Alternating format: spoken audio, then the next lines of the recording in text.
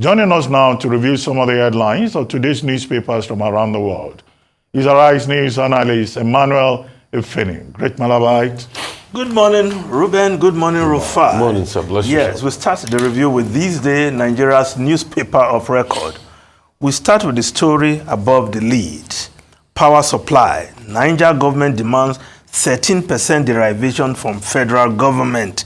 Yes, the Niger State government is set for war with the federal government over claims for 13% derivation by the state because of the 3 hydroelectric dams, Kanji, Jeba, and Shiroro on its soil. Of course, the 4th dam at Zungeru is under construction. Well, the Niger State government, one would think or believe that has a legitimate demand, but perhaps where to channel the energy to, because in 2010, there was an act of parliament. A law was made establishing the Hydroelectric Power Producing Area Development Commission. What is that body doing? To take care of the fallout of hydroelectric production through these 3 dams located in Niger State. Wherefore, the government of Niger State must also realize that Nigeria is becoming less and less dependent on generation of power from hydroelectric power plants, because right now, gas powered electric plants seem to be the dominant source of power. Egbin, Delta 4, Afam, amongst others. Geregu, these are all powered, gas-powered plants. So if the government is happy on getting 13% from hydroelectric generation, then perhaps those states producing the gas will start asking for more money. But if there's already a commission to develop these areas, then I think the government should put pressure on the federal government to ensure that that commission is active and doing what it is supposed to do. The development of the hydroelectric power area development. Now, in the last couple of years, there have been a rush of laws from the National Assembly producing laws mimicking the Niger Delta Development Commission. Of course, we have the Northeast Development Commission, and a number of other zones have also canvassed the establishment of such development commissions. Perhaps if indeed an act of parliament has established the hydroelectric power producing area development commission, the Niger State government should focus its energy and ensure that the federal government make that commission functional and develop that area. Now, the lead story of this day newspaper: INEC deploys 27 resident electoral commissioners, 2 national commissioners, others to Bayelsa, Kogi, Imo. We have made arrangement for land maritime transportation to ensure voting commences on schedule, says Commission. Defense Headquarters, DSS, police vow to deploy force strength. Advise saboteurs to steer clear of Imo, Kogi, Bayelsa. Alleged plots by impostors in military uniforms to orchestrate havoc. Well, the off-season election in Bayelsa, Kogi, and Imo hogging the headlines of newspapers. And of course, the New Telegraph also reporting that story. Saturday Guba, ICPC deploys operatives to prevent vote buying. As former foes, allies battle for Bayelsa, Imo, Kogi top seats, Uzodinma Diri's 6th second term, Kogi voters elect new governor, military, DSS, NSCDC, strengthen security, vow to deal with troublemakers, perish any plan of rigging. PDP tells APC. Now, the Vanguard newspaper also reporting that story. Off-cycle Guba elections, DHQ, Defense Headquarters, DSS, IGP read riot act as Imo, Bayelsa, Kogi polls holds tomorrow. will deal with those planning to disguise in military gear to cause violence. Defense headquarters shun inflammatory statements of face wrath. DSS wants IGP orders postings redeployment of 14 AIGs, 26 CPs, Southeast monarchs, bishops sue for peace. Where the Daily Trust also has a similar story, 24-hour to polls. Igala elders call for postponement. Women protest in Bayelsa. Igala, that's an ethnic group in Kogi State. Travelers miss flight as labor grounds. Imo-bound planes. IGP storms Kogi. Military raises alarm on fake soldiers.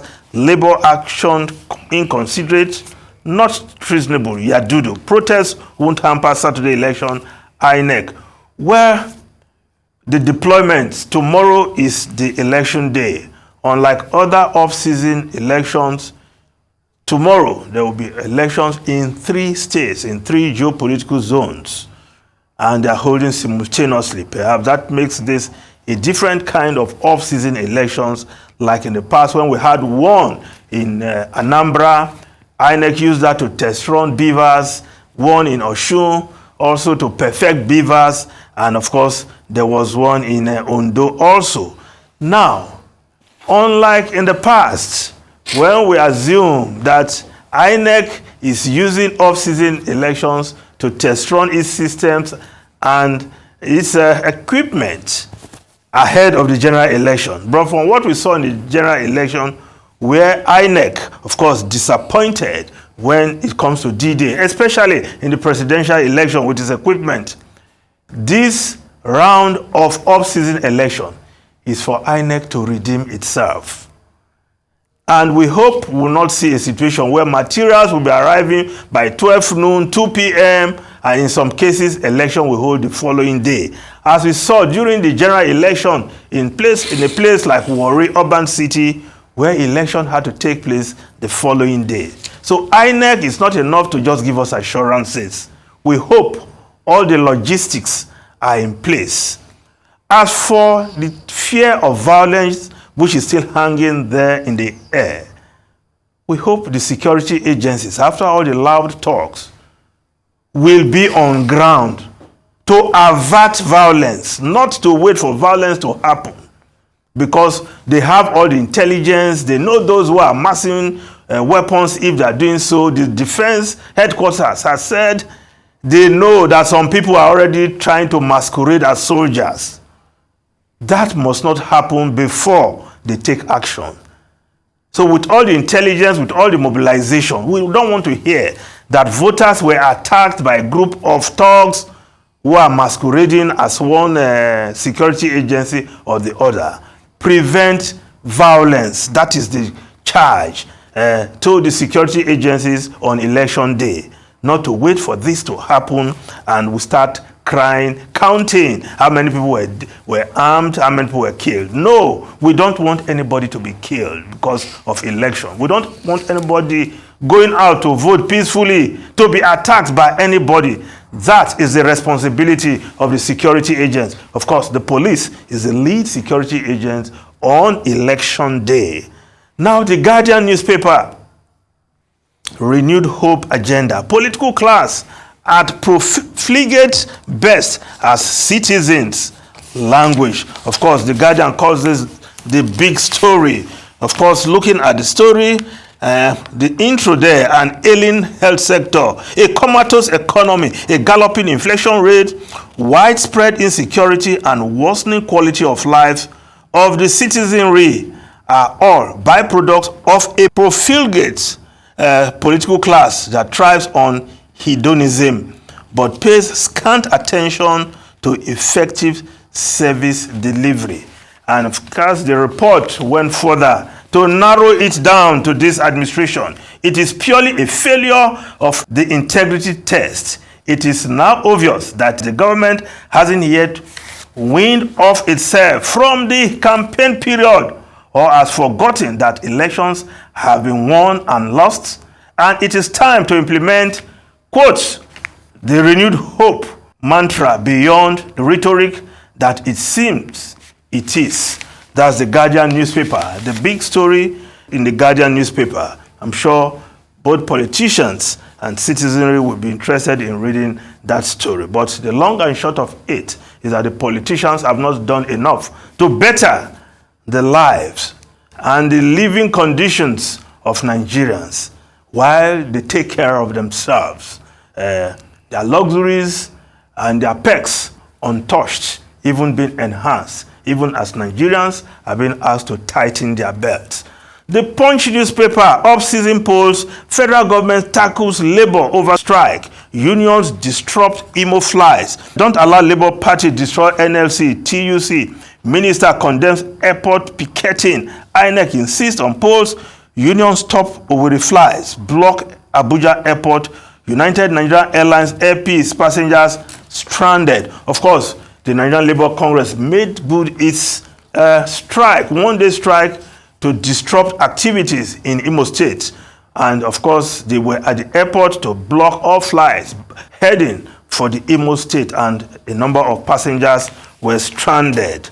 Now, below the photograph, energy, federal government, Saudi signs MOU, Exim Bank, UBA, partner on trade. Of course, the fallout of President Bola Ahmed Tinubu's trip to Saudi Arabia. A number of memorandum of understanding signed, especially with Saudi in terms of energy. A lot Nigeria can learn and gain from Saudi. How the national oil company, Aramco, has been doing fantastically well. Only a couple of days ago, I was reading its first quarter profit over $23 billion. I hope NNPC can learn one or two things from that trip also and manage our oil resources better. Now, the Daily Sun newspaper, tears as Labour pickets Abuja Owerri Airport. Workers stranded, airlines cancel flights. CSO demands Ajero suspension investigation by DSS. We're talking about the strike by Labour. And on the 14th, next week, they also plan to have a nationwide strike if their demands are not met. Of course, the fallout of the attack on Joe Ajero, the Nigerian Labour Congress president, when he led a peaceful protest in the Imo State capital, Owerri. Of course, there are other stories in the front page of the Daily Sun. I've been abandoned, dying in hospital. Frank Kokori, ex-Nupeng chief, cries out. Frank Kokori, we all remember, one-time Nupeng president, the Petroleum and Gas Workers Union. He was at the heart of the NADECO struggle. In fact, he gave bites and teeth to that struggle. Where are his NADECO colleagues who have used NADECO to launch themselves into greater political heights and they are now enjoying the benefits? Frank Kokori is dying. He's somewhere in the hospital, somewhere in Delta State. His NADECO colleagues who are now in government should remember him and take care of him. Now, the Nation newspaper, Uzodinma Keyamo CSOs, Labour protest partisan, Osifo, we won't stop. Passengers stranded at Abuja, Lagos Airport. Now, the foreign newspapers quickly. The Times of London, Braverman's fate in balance. Future of Home Secretary in doubt as row erupts on unapproved article attacking police. Yes, of course, the Independent newspaper of UK also has that story. Sack Braverman now or look weak.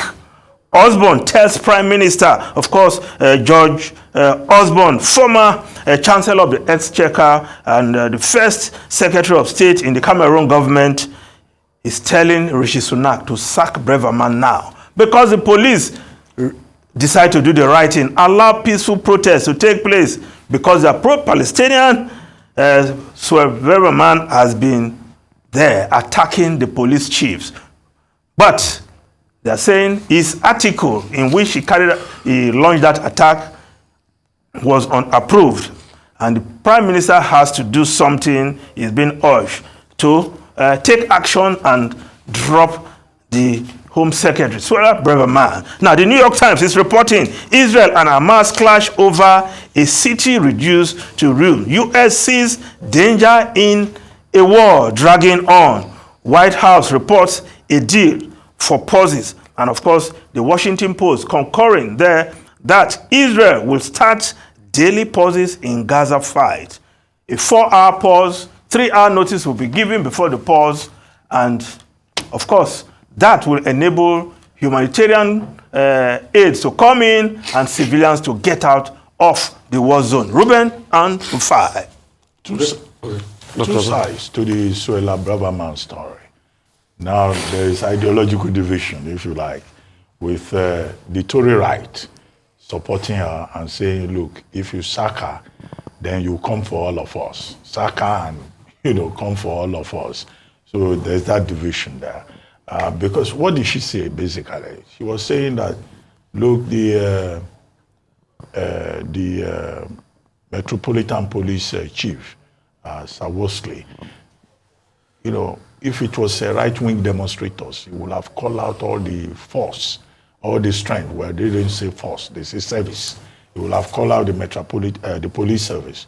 But now that it is left-wingers, he's encouraging them. So he's accusing him of being soft on the left, yes, whatever that means. Yes, so the people condemning her are saying what she said was irresponsible because it will just further cause tension and escalate the situation, and that as a minister, she shouldn't have written that kind of piece, which again, we're told did not receive formal approval by the Prime Minister or the cabinet. And in any case, Suella Braverman herself is very defiant. He's telling the Prime Minister, okay, sack me if you dare. So, but we'll see how it plays out. But it will make the Prime Minister look weak if he doesn't take action. Jojo himself, a former editor. Let's see how it plays out. But the major challenge is tomorrow. Yeah.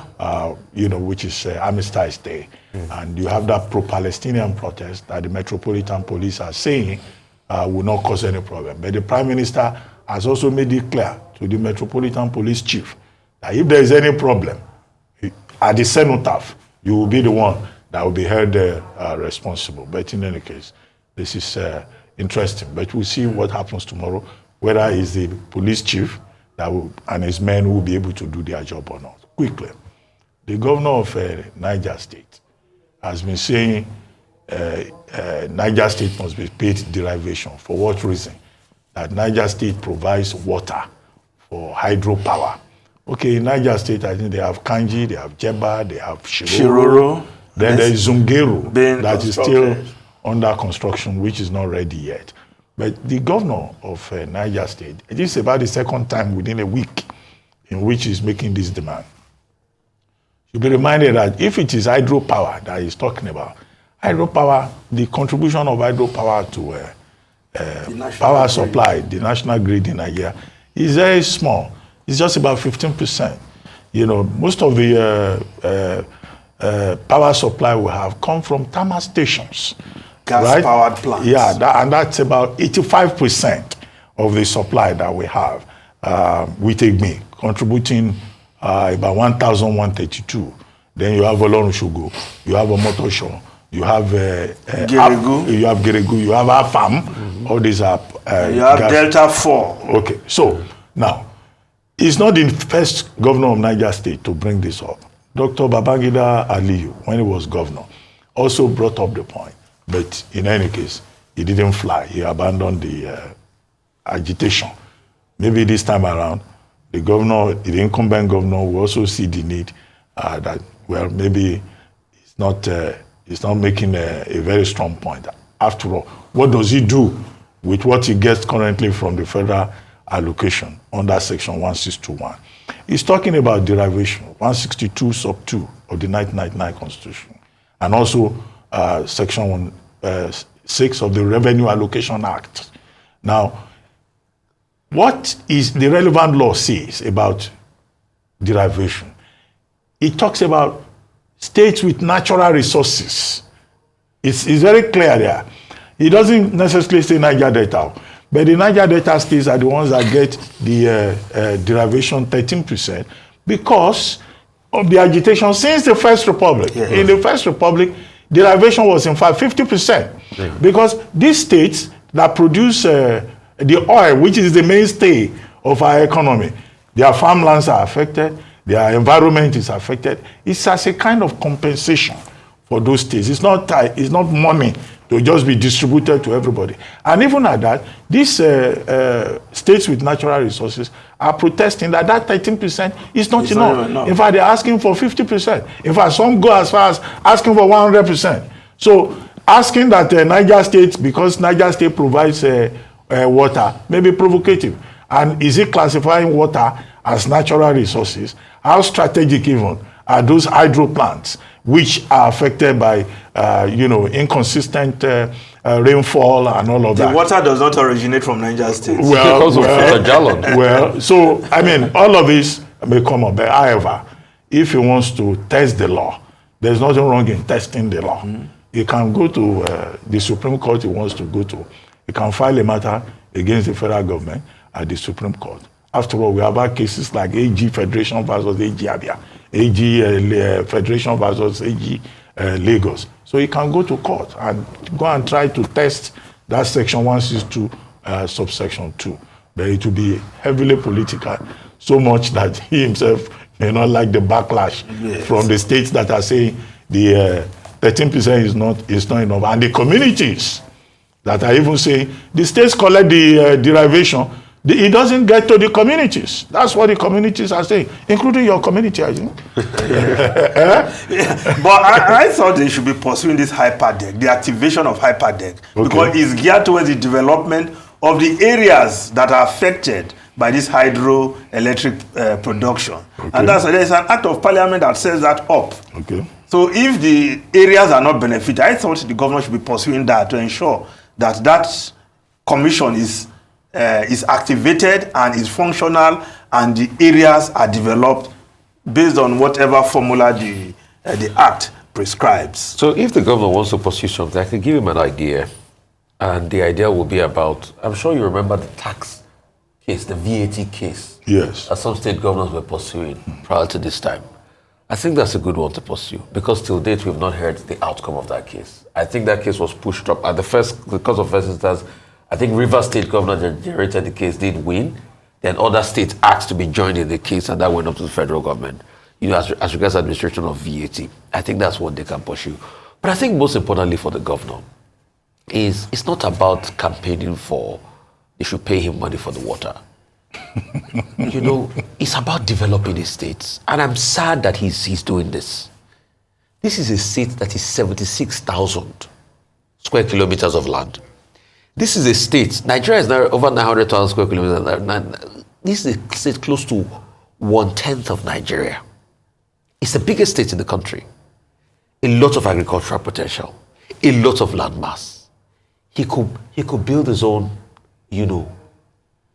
tourist sites out of Niger. He could build his own industrial park out of Niger. Why doesn't he think of developing this rather than this tokenism of water and all of that? He has a lot of land mass.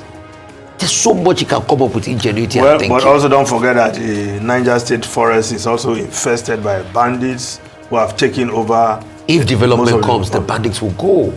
There's no how, because security forces will have to flush out the bandits. Then development will take over. The reason why those forests are invested is because there was no development in those areas before now.